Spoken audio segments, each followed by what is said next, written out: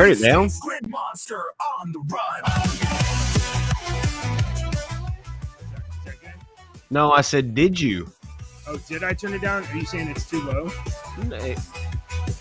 Good morning, everybody. Sorry about the dramatic volume shift there. It went from 10 to like 4. And then I was like, did you turn it down? And then you turned it down to like 1. No, I didn't do anything wrong. I think you're misunderstanding. Your accounting of things is not correct. So I don't know. What is going on with the volume? Do you not hear that? I don't hear that. I just hear like it's normal. This right here. Is my volume low? You're fine now, but you will go down. Well, I turned it down to 70. I turned it. It was at 60 something. I don't understand why these knobs keep getting moved every day. Do gremlins come in at night and move this crap? Because technically these knobs should be set at a position and not move from that position. Do you have first graders? Not messing with my console. Well, unlike you, sir, my studio is a / garage and toilet for my dogs. Sorry, goodness gracious. That's just, I couldn't hear you, and then you were yelling at me, and then the music's going up and down. What the hell's going on this morning? Have you been to the doctor recently to check and see if you got tinnitus or anything like that? It's your hearing? Okay. I come from the country. And in the country, you don't go to the doctor unless you are missing an appendage or blood has been squirting out of you and won't stop. Right. You don't. Right. I mean, so I'm not one of these people that just do not I need to go to the doctor. No proactive healthcare. No proactive healthcare. None of that mess. Good morning, everybody. I'm Jason. That's Deacon. We are your internet dads. Don't take my advice. Do whatever you feel is necessary. If you feel it's necessary every time you cough to go to the doctor and find out what the cough is, more power to you. I hope you find out what it is. Your advice now includes not taking your advice, which is paradoxical. So you have created a two-door situation where explaining the rules violates the rules. I saw another video about that like a couple days ago. I was like, Deacon thought of that first. What? The labyrinth doors, where they both explain the rules. Yeah, but that would be wrong. Explain the rules, and that would be wrong. One of them's wrong. Yeah, I like the paradoxes in the movies and stuff like that. Sometimes I like that. My favorite one's always been the Terminator one. The Terminator. Kyle Reese had to go back. Has to go back. When you hit that point in time, Kyle Reese always has to go back in time in order to father John Connor. Mm-hmm. If he doesn't go back in time to become his father, then that messes up the whole story and starts a whole new timeline because John Connor would not exist.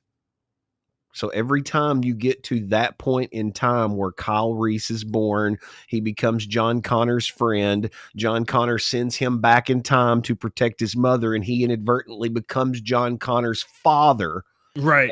Every time that timeline goes up to that point, you have to circle back around. But that's a point in time that always has to happen. Right. For that timeline. From Kyle Reese's perspective, this is an unexpected. Like, I didn't realize I was going to become the father of my best friend.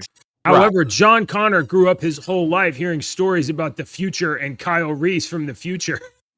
So he knows Kyle Reese is his dad. So that's a little weird, don't you think? Yeah, that actually, I guess when I'm going to be friend to this guy. Does he know about Kyle Reese as a kid? Does his mom say anything about it? His mom tells him everything about the future, like the future's coming, the machines are coming, it's going to be the end of the world. A spaceman from the future or future man came back and they had an exciting night. It branches off and makes a multitude of new possibilities. I'm saying there's no way that John Connor did not know about Kyle Reese and then became his buddy in the army or whenever they were in the future time and was like, hey, buddy, I need you to go back on this secret mission and bang my That could be a possible timeline, to be honest. That's very I think that's the only one that makes sense. All right. I haven't seen those movies in so long. I don't remember her. Did you watch any of the other ones? So obviously that mess. Terminator is like awesome. We shouldn't have watched that on TV when I was like 9 or whatever. It's inappropriate. But the Terminator getting crushed by the machine at the end, I was like, this is wild. And then there's the police substation scene where somebody's being held, or am I mixing it up with Terminator 2? I know there's a police substation in Terminator 2. I think they're on the run in Terminator. They're hiding in a hotel, Anyway, but did you ever watch any of the other ones? So there was like Terminator 3 Judgment Day. I watched that one. I don't. With a bunch of drones, and I think Arnold Schwarzenegger using a coffin cannon, like he's walking around. I think I remember him walking around with like a coffin on his shoulder. And I didn't watch any of the other ones though. You didn't watch the one with Doctor Who, Matt Smith? No, or the girl. Or the one they had one where it was like literally like, is it Terminator Salvation? And who was in that? That was I mean, I have nothing against watching them. It was just a point in my life at that time when the kids were little and stuff, and I just didn't the free time that I had, I did not devote to watching Terminator. Right. So yeah, now that I've got some free time again. Terminator Salvation is the one with Christian Bale and Sam Worthington. And that's in the future with where they're buddies. And he eventually sends him in the past. So you didn't watch that one? No. And then there was Dark something. I don't know. They don't get better. Like that isn't that the thing? Isn't that the thing about like pretty much everything? Like you have one great idea for a book, and then maybe you have one amazing idea for a sequel, and then you're like, we need to make some more. We need to make some more books. But I look at it like the fans kind of create it, if you create a very rich world with some very rich characters and the fans pick up on it, they want to create their own, and they want you to keep creating, and this was a very rich, awesome world with some rich characters and a rich story. And you've got all these people that want to create. And I think the wrong ones get highlighted sometimes, the wrong stories. And you're like, well, for example, let's use this for example. Well, the later Terminator movies were pretty crappy and that whole thing went downhill and the TV show didn't do so well and blah, blah, blah. Well, couldn't one aspect of that be you picked the wrong storyline to go down?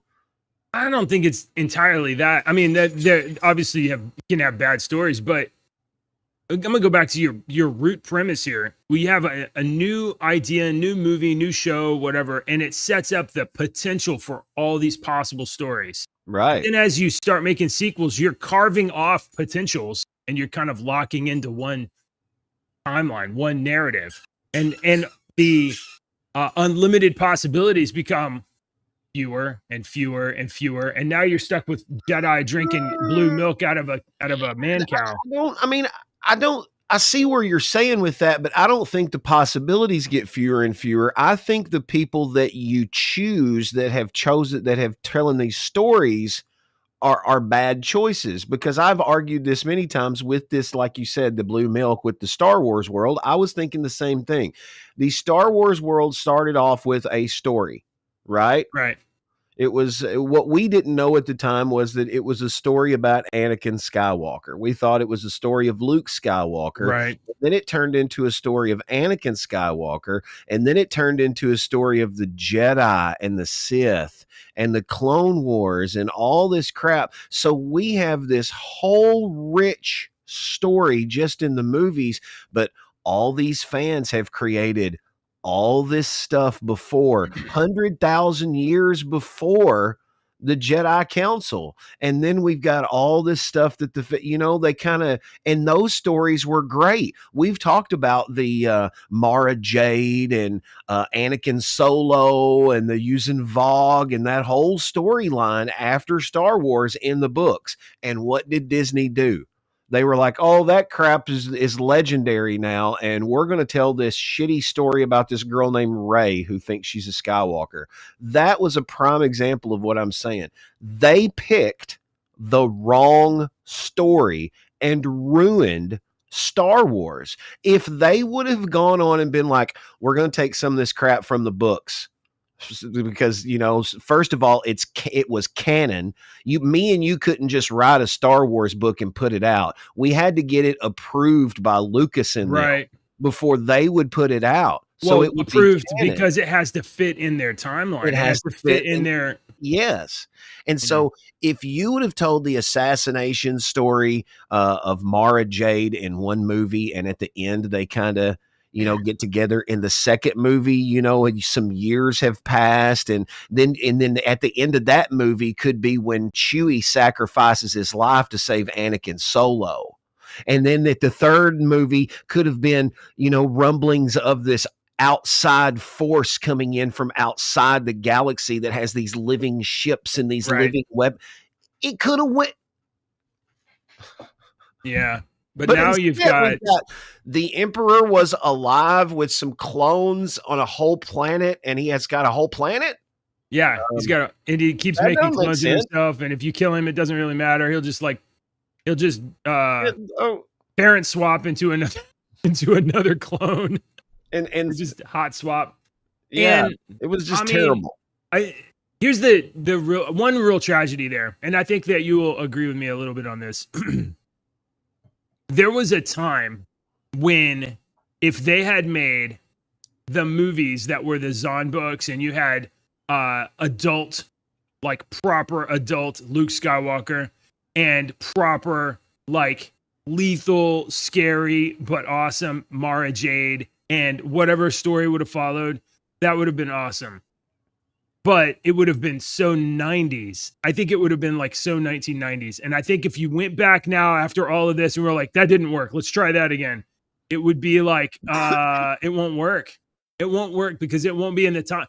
Like, it won't, at least it won't work for me, because like in my adolescent mind, Mara Jade was just like, oh, she's badass. That redhead. She's in like space leather pants or whatever. But now that you're an adult, I'm just like that come to fruition.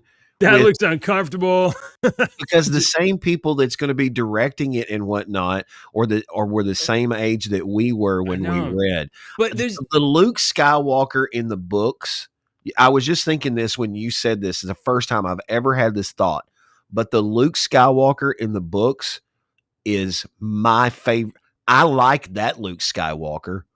I didn't like Mark Hamill's portrayal of Luke Skywalker, to be honest. The Skywalker from the books is honestly, I mean, like, I think pretty much like the whole world agrees that they should give that job to that guy, Bucky Barnes. No, there was the kid that played young Mark Hamill in the Ahsoka series. Did you see him? They need to give it to Sam. His name's Sam. He plays Bucky Barnes in the Avengers movies. Plays the Winter Soldier. Have you not? I know you've seen this because I've shown it to you. And they've actually talked. He's actually talked with Luke. With Mark Hamill. And even Mark Hamill thinks it's a great idea, but Mark Hamill still gets like Luke Skywalker jobs, so he doesn't want to take them. What's his name? Let's see.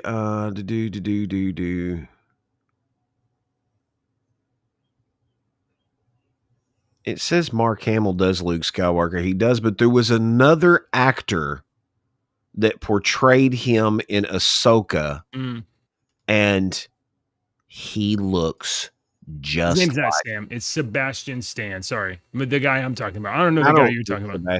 If Sebastian Stan should be an older Luke Skywalker, but if you're doing, I'm talking about a younger Luke Skywalker should be this kid because he looks like Mark Hamill. I haven't seen this guy then. And I don't want to see any more young, whiny Luke Skywalker. I want to see one that's like, I do too. I figured out how to whoop stuff. And like, here he is. Okay, make me moderator. Yeah. Graham Hamilton.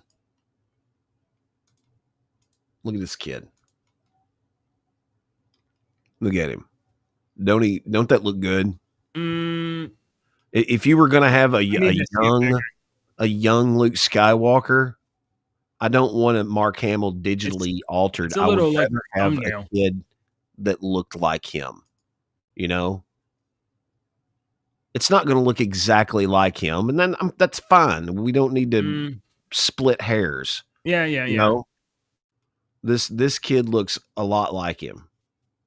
And this is the one he had those dots and stuff on his face because he did some of the acting, and then they put the digitally enhanced Mark Hamill young CGI face. And fans were like, why did you do that? Why didn't you just let him do it? He looks very much like him. Yeah. Why did you have to put Mark Hamill on there just so you could put Mark Hamill in the credits? So, well, you know, they needed to. They wanted the authentic original Luke Skywalker for that surprise scene. That was like a surprise scene in the Mandalorian show, right? Yeah. With Grogu. I used to care so much about Star Wars. Now I'm just man. I don't care. I'm sorry, I don't care. And honestly, it's the same thing about Marvel comics and like Marvel comic books, and I used to be so invested, and now I'm just like, you guys, it doesn't matter that you're walking it back. It doesn't matter that you're trying to make good books again. Like, I'm telling you, the best Star Wars stuff has been the Clone Wars and Rebels. Janus in Rebels, the Jedi, he is such a great example of a true Jedi. All these other Jedi masters and crap like that, he was in love and he balanced it. His eyesight was taken away from him, and he learned to see through the Force, and he sacrificed his life to save the people that he loved, and he loved them.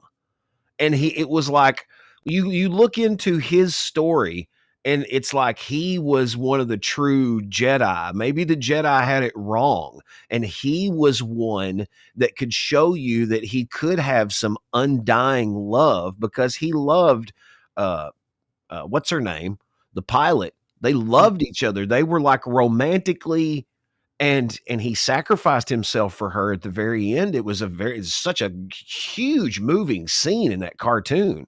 And that cartoon is one that's like, it kind of bridges the gap between the Clone Wars and how the Rebels got started, because they go around hitting these little spots, and the Empire's like, all these little stupid rebels and blah, blah, blah. It's real interesting. And then they start playing a part with Mon Mothma and all these corrupt politicians that are trying to start the rebel movement. It's a really great cartoon, man. And the Clone Wars, they are so much better than the movies. So much better, in my opinion. Is like the weakest of all the movies, the Clone Wars. All of the movies. Yeah. All of the movies. These cartoons are better than all of the movies. All the movies except Empire Strikes Back. That's one of the lowest ones on my list, son. No, sir. No. Empire Strikes Back's awesome. Why? Why in your mind is the Empire Strikes Back awesome? What's the underlying? Why is it awesome? What makes it awesome to you? Starts in the snow. Pretty cool scene between Han and Leia at the Hoth thing. Han, not a superpowered Jedi, whatever, risks his life to go save Luke, who's trapped in the snow. That's like, that's awesome battlefield brotherly. Like that first 30 minutes of that movie is awesome. I will give it to you. The space drone dropping down. You have a subtle kind of like build of intrigue and like, and Okay, And past like Hoth. Everything on Hoth is awesome. First 30 minutes, awesome. Then Luke goes to Dagobah, and we properly meet Yoda. And then there's the seagull song, and then Yoda Yoda talks about his. I just watched that freaking it come up on TikTok last night and said, "Remember this, Jim?" And I was like, "Oh my god, I got to sit here and watch that whole thing." Yeah, and the thing is, as soon as they start, I'm like, I want more. Just keep playing it. I like when they go to Cloud City. I like the whole they're ambushed. And they're walking into it, or they've gone to Cloud City, and it's like, oh, this is a cool floating place or whatever. And then they've been sabotaged by their friend because he didn't have any other choice. But I mean, it's that whole thing. And then Han Solo gets frozen, and the good guys lose. That's a middle movie. If there's a trilogy, the second one is going to end badly. If it doesn't, it's a crappy trilogy with a crappy author. They all do that. Hold on. Before Star Wars Empire Strikes Back, how many trilogy movies were there? That's stories or it's not a movie, it's a story. It's a 3X story built over 3 movies. But at the time, it was like, oh, we had one good movie, we're going to try another one. The problem that I have, and I get hate for this, and I don't care. The problem that I have with Empire Strikes Back, when people say it was the best movie, I'm like, dude, it was the best movie at the beginning and the end. Yeah. And the whole middle part with whiny ass Mark Hamill and this rubber puppet that, even though Frank Oz is doing it, Yoda hadn't been defined as a character yet. So he's this erratic little crazy swamp creature that they have had to go back and retcon a reason why he was acting that, he was by himself for so long, and he was testing him, and some random excuse that I don't buy. I understand that it was Yoda didn't exist until Empire Strikes Back, and he was supposed to be something else entirely. But you got Frank Oz, you better utilize Miss Piggy there. Every time I hear that early Yoda, I think Miss Piggy. I just don't like that whole. Listen, I don't share it. I don't share that with you because crap with Luke and Yoda a lot.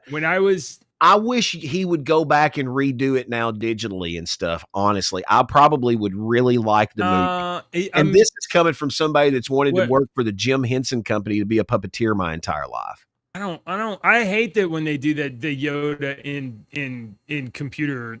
I didn't like that. They did that in the prequel movies where they made him more like. That was crappy. I go back and redo those to the ones that are in the at least the.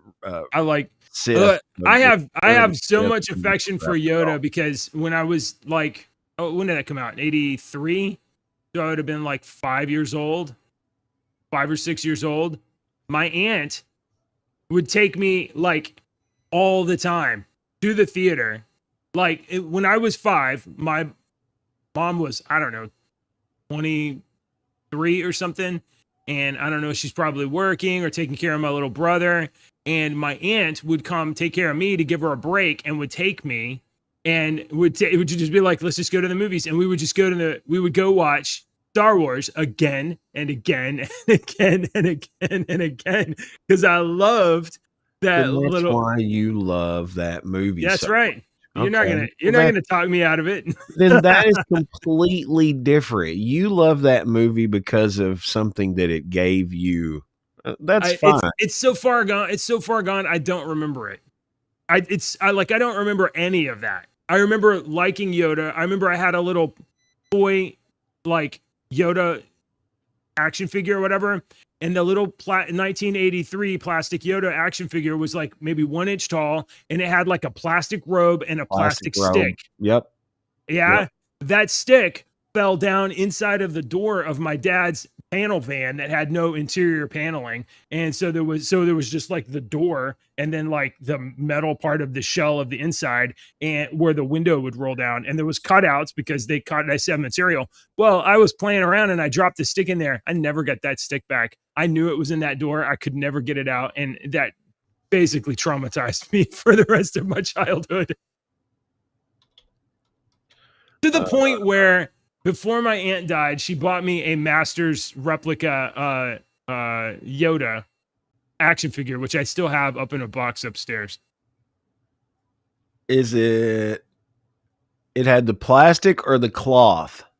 Oh, I don't remember if it was cloth. It might have been cloth actually, but it was like 1983, 1984 Yoda, you know? Hang on. Yeah, 83 Kenner. Hang on, let me pull this up here. I found one on eBay. It's only $698. Yeah. Oh my God, it did have the snake too. I had the snake too. But that stick, you see that stick right there? Yeah. Man, that I was playing with my Yoda guy and playing with it, and I dropped it down the hole, and I was like, oh, well, let me get it out. And then I was like, put my hand in there, and I was like, I can't get my hand in there. I cried so much. So you see, this is one of the Return of the Jedi ones. You see on the back how it's got all of the characters in this series. What I would do is I would cut them out. Like that Stormtrooper, I would cut out the little square, the little Han Solo, Bosk, and all them, and I would lay that little square beside my action figure. And the ones that I didn't have the action figure, like Forlom here, some of these ancillary characters that they made because they needed some crap. You only knew his name because it was on this box. Because it was on the box, yeah.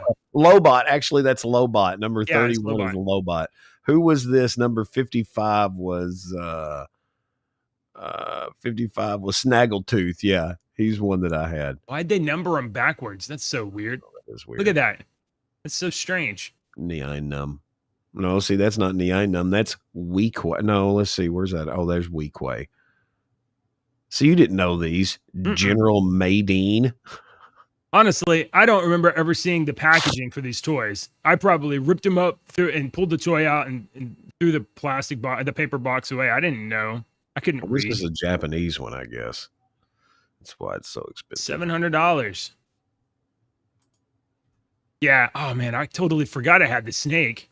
That just ups the ante. I mean, I thought about like, how can I find that van? For years, I thought, how can I find this van wherever it's at and get my Yoda stick back? I don't remember this. No, I didn't have the orange one. Mine was black. Mine was brown. The snake. Oh, $700. That's not worth it. Every one of my Star Wars figures, and I had them all. I didn't have any of the big stuff, but I had all of the figures. Every one of them turned into a big pile of melted plastic in the house fire. Oh. And I've thought about that several times because I've gone into these comic stores and stuff, and one of them one day had a unopened Gamorrean guard behind the counter, and it said $150. And I was like, that thing's $150? He was like, yeah, blah, blah, blah. I'm like, dude, that was one of the commons. When Walmart would get a case of Star Wars figures, you would have commons, uncommons, and rares in there. And one of the Darth Vaders was the rare one.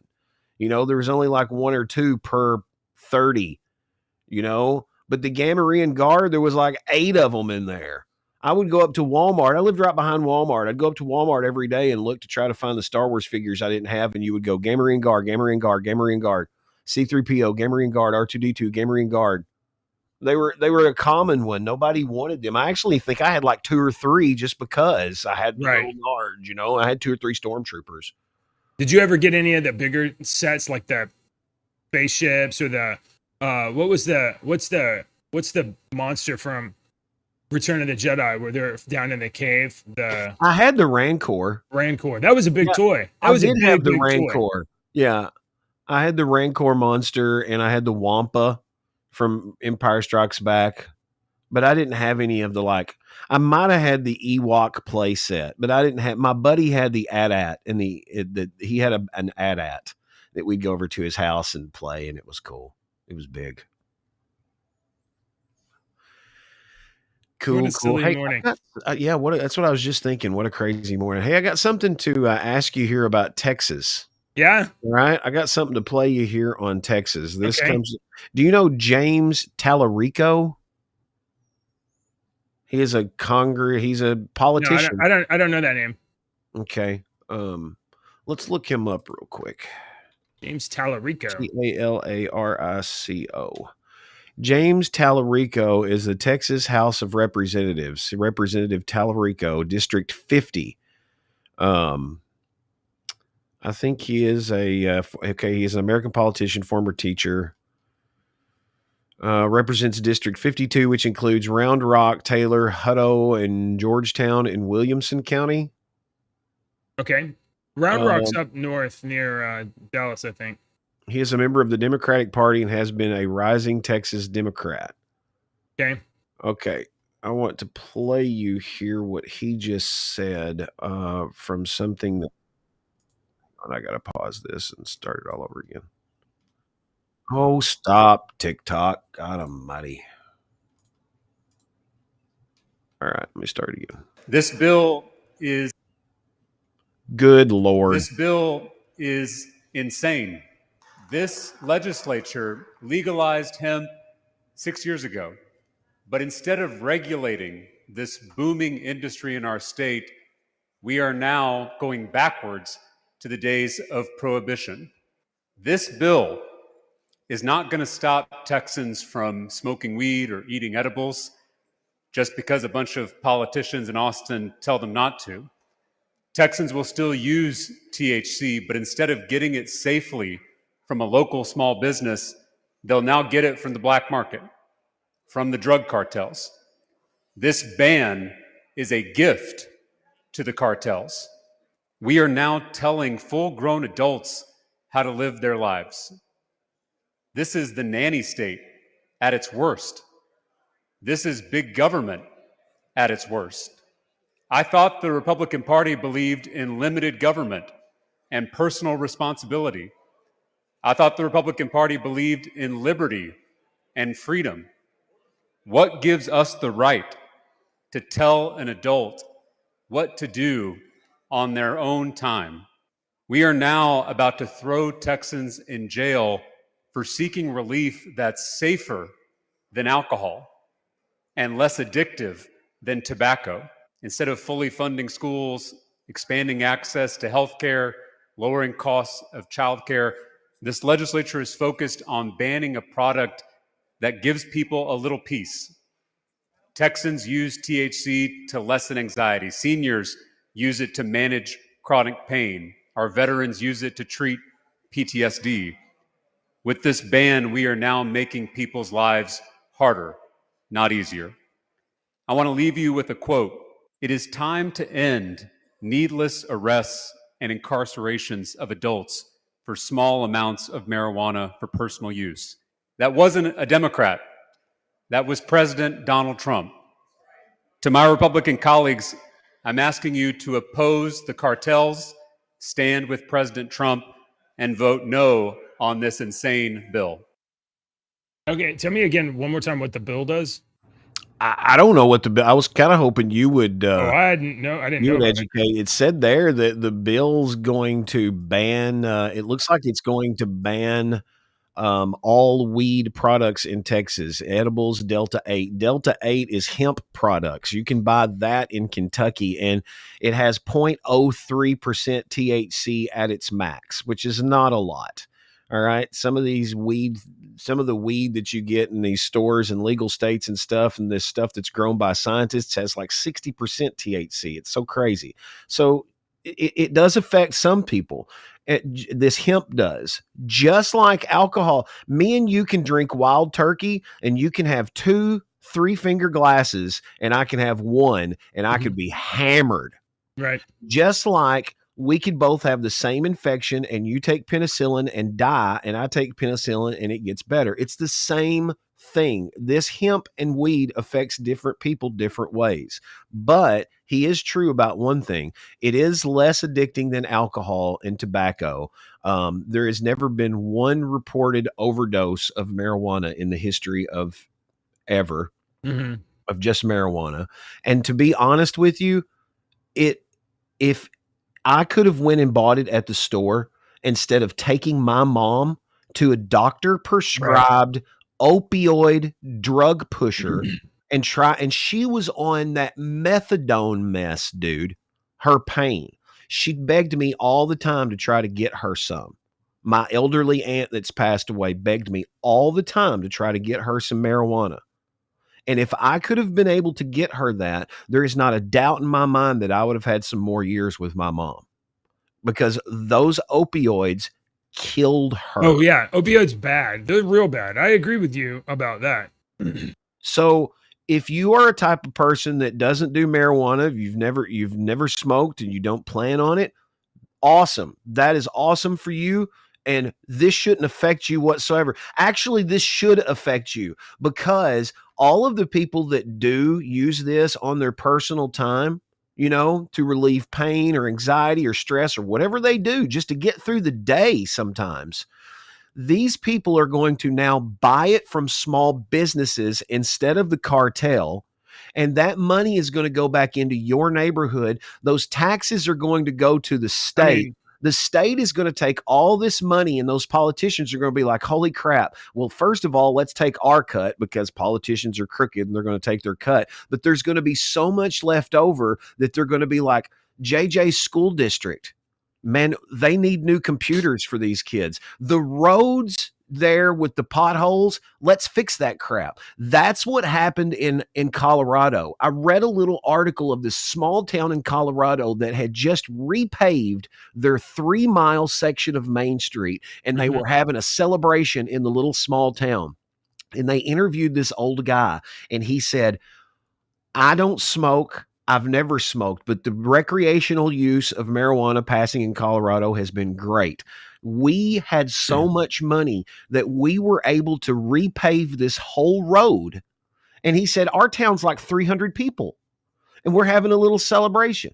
It would be good for the community. I bet their town is also probably a like a tourist spot where people will come in, they'll go up to Colorado. That was which means that you have a non-standard kind of response where you have tourists that are coming in and then using recreational weed, and then their dollars are going into that economy. So it's take that out of it. Okay, take that out of it. You can't. There are people in your neighborhood that use marijuana. There's people everywhere. And where do they get it? In Texas, if they can't, you're nowhere near a border. I'm near the border of Illinois. If I wanted it, I could go across the border and buy it legally. I'd come back into Kentucky and it's illegal. But if I get stopped, I get a ticket and I have to go to court. But also people just grow it, But if I could go and buy it up the street from someone that lives in this county and not give my money to Illinois, that's the same way with you. But the people in your neighborhood aren't going to a legal state; they're going to cartel members. Okay, so let's start with a little bit of facts, because we don't know anything about this legislation. No. The current laws in Texas is it's illegal. Possession of 2 ounces is a Class B misdemeanor, which is up to 180 days in jail and a $2,000 fine. What about medical use? Texas allows already low THC cannabis oil, which is under 0.5% THC, for limited conditions through the Compassionate Use Act, but it's restricted. It's slightly governed. The stuff that is your medical in Texas, I can go up here to buy in the store. Right. In Kentucky. So it's this stuff is not what I'm concerned about, or what I'm asking about in Texas. Is it seems to me like they've banned all Delta 8 products, and that's hemp.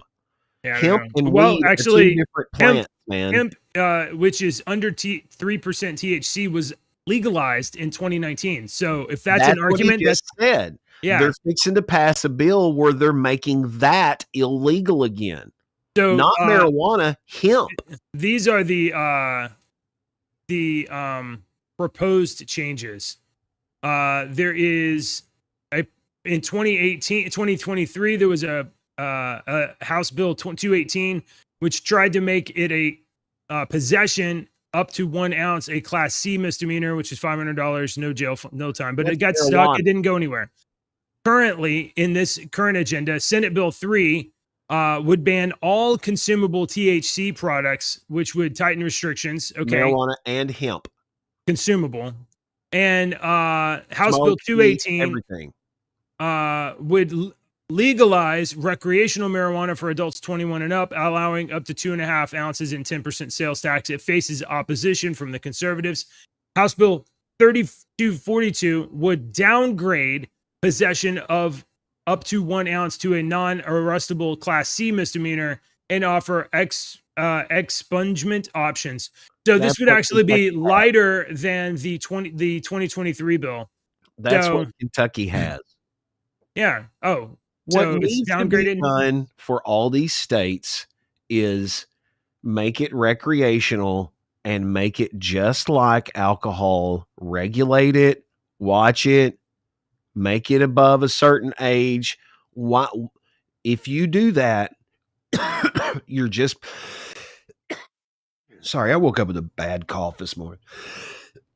You're just bringing money into your community. I hate the money in the community argument, to be honest. That's the same argument. That's the same argument that's used by casinos and basically other kinds of like degenerate. What is your other why?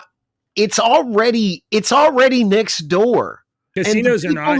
It's already next door, and the people next door are smoking weed in there when they're watching TV or playing video games, and it's not bothering you and your family whatsoever. And they're fine over there. That guy, and they're fine over there, and you don't have a problem with them doing that. I really don't. The problem is he has taken his $80 and given it to a cartel member in order to get that weed, where in essence he could have went up the street and given that $80 to a small business owner that also probably lives in your neighborhood, and legally they could have given that money, and that small business owner is going to take that money and go to Aldi and buy some groceries and spend it at the 5-star food mart and get some gas. We got all these CBD oil places, all of this stuff. And, you know, like what you're talking about is like more of those dispensaries, more of those kinds of shops. According to that one bill that you said, those CBD oil dispensaries would be going away because that is But I don't think that bill will pass. Until you have to use it, CBD until you're forced to actually use it, it will change. If I'm not like saying anything bad about you, but right now you don't have no reason to educate yourself on it. But you know what I do have? I do have a public concern of other people being irresponsible and creating a danger for my kids. Those are few and far between. It might be. But I don't have a reason to overturn the status quo to make things slightly more dangerous for my family, to give other people more legal restrictions when, as things are. But I can stop that argument because you're using the wrong word. Slightly more dangerous for your family. How is legalizing where it's actually slightly more dangerous for your family to have cartel members coming into your freaking neighborhood to sell weed when they couldn't, because you can buy it up the street. I know you're saying like, oh, it's going to take business out of the cartel. It's not going to take any business out of the cartel. Are you kidding? This isn't changing anything. Bullcrap. They will still come in and they're still going to come in, but they're going to lose a crap ton of money. They'll move other drugs. I'm not going to change your mind on this. You're not. That's I mean, fine. so far you haven't given me an argument that will override it. I don't have to. Okay. You're never going to smoke. You're always going to be one of these people that's completely against it for the rest of your life, and that's fine. But until one of your daughters starts having grand mal seizures and you can't figure out why, and the only thing that stops her from having seizures is to give her 3 drops of hemp CBD oil, and you can see it in your face. You can see it in her face. You can see because she never has a grand mal seizure, and you're not holding her frail little body while she's sitting there having a seizure in your lap. until you have to experience that and have to start actually studying on what the fuck is this stuff? Why did it But do we've this? already legalized. Why did That's this already marijuana legal. stop this little girl from having 150 or 60 All right, seizures a day down to 4? Until you educate yourself on that and you're forced to, then you're not going to change your mind on this. You're shifting the goalposts. We're talking about recreation. I fucking brought this fucking thing up, man. It's right. You're talking about recreational use. We've already legalized it for medical use. What you've got for medical use is a fucking joke, dude. That's what I told you. I can go to the fucking alcohol store up here and buy the same thing. It's pointless. I just, I hope you never have to deal with a situation to where you're forced to educate yourself on CBD. But I hope that you're like, maybe. But okay, do you recognize? You recognize I'm not pushing for additional criminalization. Right. Okay. So, but it's still criminal. It's criminal to abuse it. It's allowed. It's criminal to have it. It's not criminal to abuse it. In Texas, it's not legal to be used recreationally. Recreational is what we're talking about. Medical, we already had that conversation in Texas, and we said, okay, that's fine, medical use. Do you know how insurance companies work, JJ? I can walk into you and you could say, Andy, you need some medical marijuana for this back. And the insurance company says, no, you don't. We're not approving him. Kentucky's only got a handful of medical conditions that you have to get approved for before they'll even give you our little stupid stuff. Okay. All right.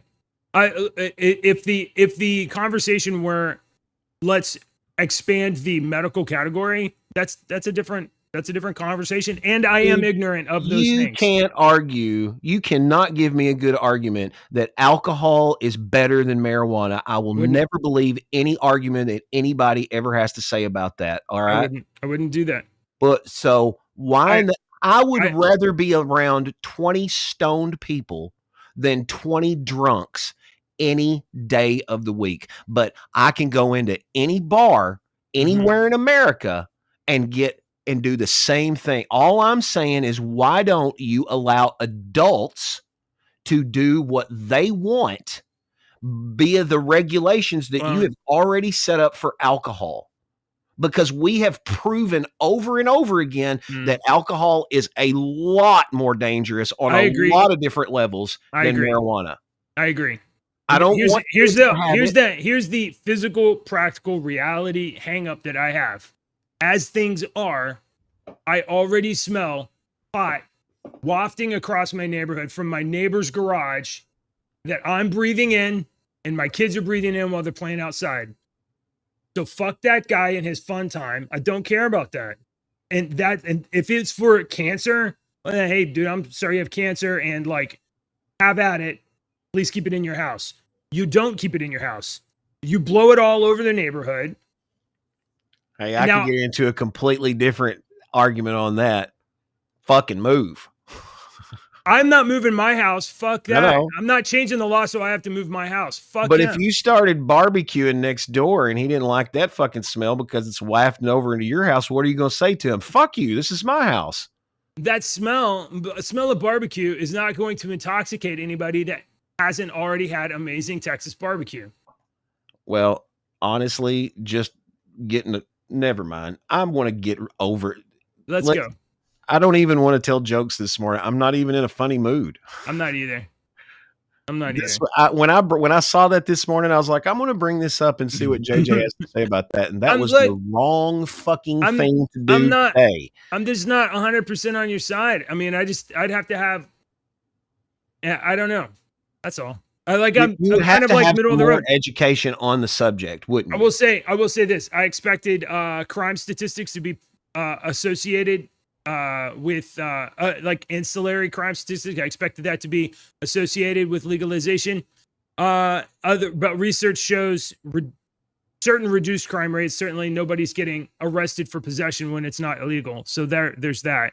But other research suggests, but is not definitive, that other major crimes, or there's only a slight increase. So, property and violent crimes found that legalization in Colorado and Washington had little long-term impact on overall violent crime.